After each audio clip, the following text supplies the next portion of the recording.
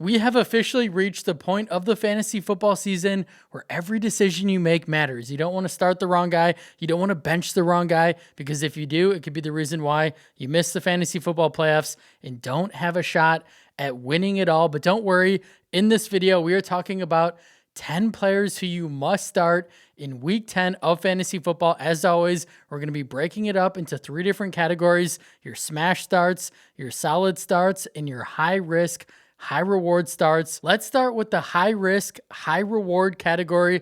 First guy up is RJ Harvey, who continues to impress even in a limited role for the Broncos. I personally think Harvey is going to be a player who breaks out the second half of the year and is really starting to heat up over these last 2 weeks as he's racked up 40 combined fantasy points and 4 total touchdowns. He's looking like a real weapon in this Broncos offense, especially in the receiving game, as he just saw his highest route participation at 44% last week. It's almost like he's going to be the guy that's playing the Joker role in this offense, which means he's going to be involved on the ground, through the air. He's going to be running the Wildcat formation in the red zone, something we've already seen from Harvey. And that's a good sign, because I think it's going to be hard to take RJ off the field more and more as these weeks go on. I think he's the better player over J.K. Dobbins. I really do. And Harvey currently ranks first in fantasy points per touch, ahead of guys like Jonathan Taylor and Bijan Robinson. And there's just going to be a point of the season where Sean Payton just unleashes the rookie. It's becoming more and more evident that RJ is special and that Denver wants to utilize him more and more. It would just not shock me in the slightest if Harvey outscores Dobbins in fantasy points per game from here on out. And let's not forget, in 2017, Mark Ingram and Alvin Kamara were both top 10 fantasy running backs under Sean Payton in New Orleans. So Dobbins could very well still be very fantasy relevant. I really like Harvey as a player. I like the talent, and I like his role in this offense. Dobbins doesn't really get much in the receiving game. He's becoming more and more touchdown dependent. And if he's not getting those red zone touches because they're going to Harvey, then Dobbins' value is going to continue to decline. I'd be selling high on JK now, personally, if I were you. But again, Ingram, Kamara, both had success in this Payton offense. In 2017, Kamara finished as the RB4 with 19.7 fantasy points per game. Ingram was the RB8 with 17.4 fantasy points per game. So they both can eat. Alvin also did not really explode until week 9 of his rookie year. That's what Payton does. He progresses these rookies along slowly, make sure that they're learning, make sure that they know what they're doing before he fully unleashes them. I just think that that's what's going to happen to Harvey. I think he's slowly giving him more and more work, and then there's just going to be 1 week where RJ goes crazy and never looks back.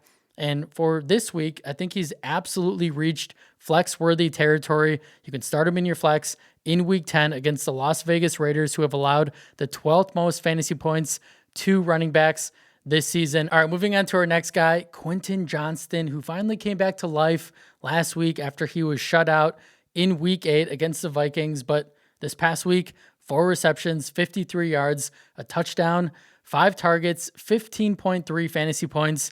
I don't think what we saw from Johnston the beginning of the year was a fluke at all. I think QJ is a really good receiver in this league. I think he's ultra talented, and it's nice that he's finally earned that confidence because he's showing the world what he is truly capable of, and he ranks 8th in contested catches this season among all receivers and leads the AFC in receiving touchdowns with 6.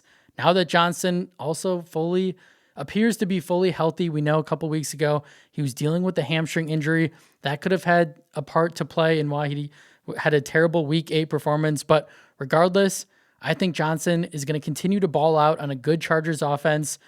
The reason why he's in the high risk, high reward category is not necessarily about Johnson, the player. It's about the situation that he's in. With the emergence of Arande Gadsden, Keenan Allen's on the roster, Lad McConkey has emerged as kind of looking like the wide receiver 1. There's just a lot of mouths to feed on this offense. On top of that, they just lost their stud left tackle in Joe Alt for the year. So this offensive line's banged up. They might not have as much time. Herbert might not have as much time to throw the football. And he's got a lot of different weapons that he can throw the ball to.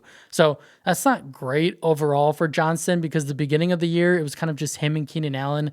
But now with Gadsden, the rookie tight end, kind of coming on, it could just be a week where you don't know what Charger is going to go off. That being said, I do think that Quinton is still their big play, deep threat on this explosive Chargers offense.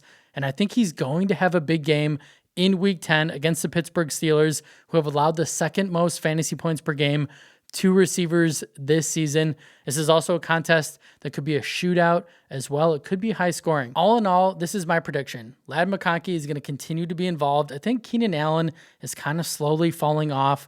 I think it's going to be Ladd and QJ most weeks, and then Gadsden and Keenan Allen are going to be kind of mixed in as the guys who will just kind of go off randomly. But I still do have a lot of faith in Ladd and Johnston the rest of the way. All right, moving on to our next guy, Colston Loveland, who, if you spent all your fab to get the rookie tight end on your roster, spent your number one waiver priority to get him on your team, then you are starting him this week. And we know he's coming off a massive breakout performance in Week 9, 6 receptions, 118 yards, 2 touchdowns on that game-winning score that he had where he kind of bumped off 2 defenders. Neither of them could tackle him, and he raced into the end zone on 7 targets, 29.8 fantasy points, 75% of the routes run. And we know Cole Kmet went down with a concussion in that game, which kind of helped open the door for Loveland. I think it was kind of trending in the rookie's favor regardless, as Colston had a 64% route participation compared to Kmet's 21%. That was before Cole got hurt. Even if Kmet is healthy enough to play this week, I know he got in a limited participation in practice on Wednesday, which is probably a good sign. I just don't think it's going to matter. I don't think the Bears drafted Loveland 10th overall for Cole Kmet, who's a very average player at this point, to be earning snaps over him, especially after the performance we just saw from Loveland.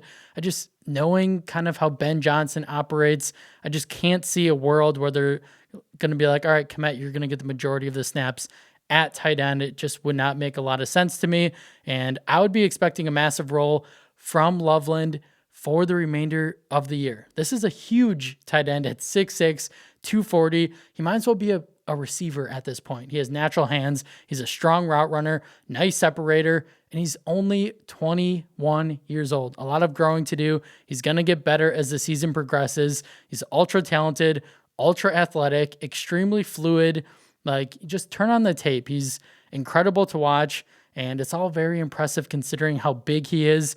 And he's essentially a mismatch nightmare for opposing defenses because the corners are too small to cover him. Linebackers are too slow. Like, I just think Loveland is going to be a monster in this Ben Johnson offense, who, let's not forget, Johnson was a huge reason why Sam Laporta was the tight end 1 overall in fantasy just a couple years ago when Laporta was a rookie. So why could he not do something similar with Loveland down the stretch? This is also a guy that I'd be trying to buy now, get him on your team before he puts together another strong performance in Week 10, which I think he's going to, against the Giants, who rank 18th in schedule-adjusted fantasy points per game allowed to tight ends this season. So I really like Colston for the remainder of the year, and I really like him in Week 10. All right, let's move on to the solid starts section of the video.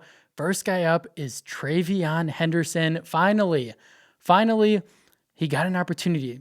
Only really got the opportunity because Ramondre Stevenson, who's dealing with a foot injury, was not active. But we're going to take our wins here because he had a nice game. Like, the Patriots trusted him enough to give him a pretty substantial workload. 14 carries, 55 yards, 3.9 yards per carry. Obviously, you don't love that, but 4 receptions, 32 yards, 6 targets, 12.7 fantasy points. Not a huge day, but the rookie did show flashes in this one and kind of reminded everyone why the Patriots drafted him in the second round. And we know he's a talented player. It's just been a weird situation where they just didn't want to give him work, but maybe this game opens up a bigger second half of the year, whether Stevenson is healthy or not, because the usage in this one was elite. 18 total touches for Henderson, 75% snap share, 56% of the rush attempts, 70% of the routes run.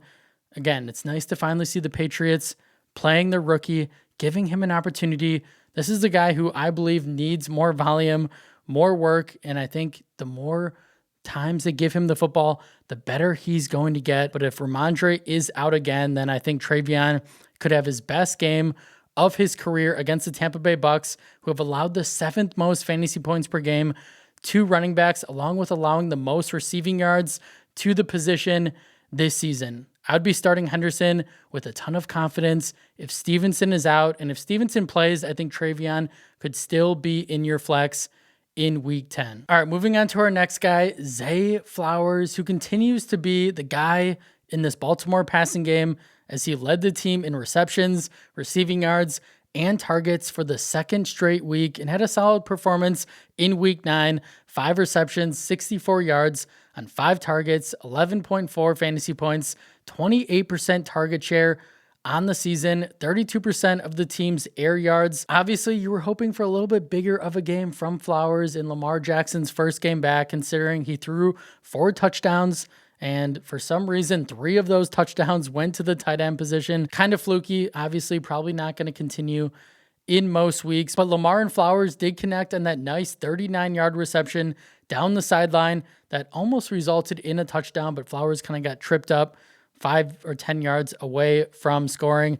I am expecting bigger and better days for Flowers and Lamar for this tandem as a whole this year. I do think Flowers, before Lamar got hurt, was looking like he was going to have one of his best years yet. So I do think that Flowers is a player that you want on your roster. I think he's going to be the guy in this passing game. And I think he's in a blow-up spot in week 10 against the Vikings, who this defense is just not good. Like, they get all this hype, but every time I watch them, they're giving up a ton of yards on the ground and through the air, and they're allowing 23.9 PPR fantasy points per game to receivers. So plug Zay back into your lineup, and I do think he comes through for you in a big way. All right, moving on to our next guy, Dalton Kincaid, who is coming off his best game of the season in week 9, 6 receptions, 101 yards, a touchdown on 6 targets, 22.1 fantasy points. You love to see that. It's his second 100-yard game of the year. And I know he's a tight end, but he really just looks like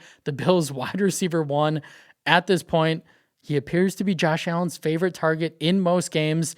His usage this year continues to be mind-boggling. Super weird to me, as he only ran 53% of the routes last week, which doesn't make a ton of sense.